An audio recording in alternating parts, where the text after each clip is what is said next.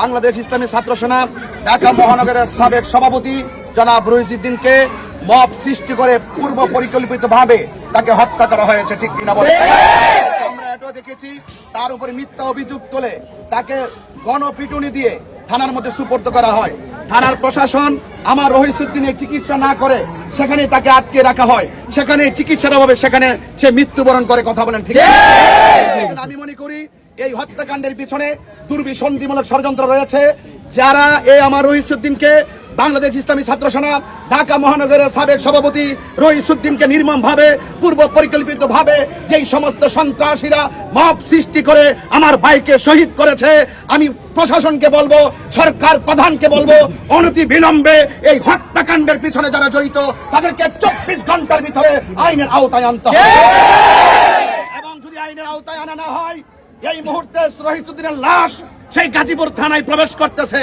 বাংলাদেশের আপামর সুন্নি জনতাকে বলবো, আমরা খানকায় বসে থাকার দিন শেষ হয়ে গেছে। আমাদেরকে বিপ্লবী হতে হবে, সংগ্রামী হতে হবে। আমার ভাই রহিসউদ্দিনের হত্যাকারীদেরকে যতক্ষণ পর্যন্ত আইনের আওতায় না আনা হবে, ততক্ষণ পর্যন্ত সারা বাংলাদেশে দুর্বার আন্দোলন গড়ে তোলা হবে।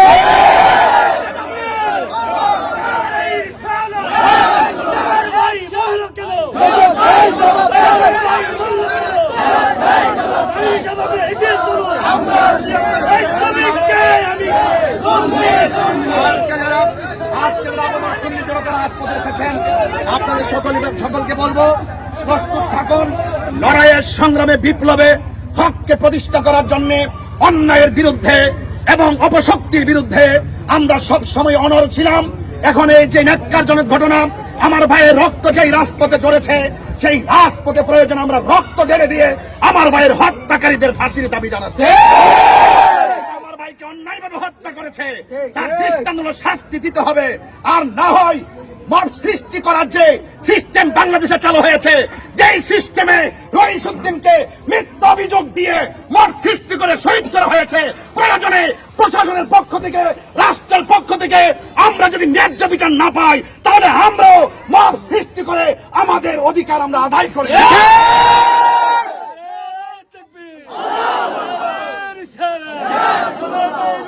মাল্লা কেন চলো।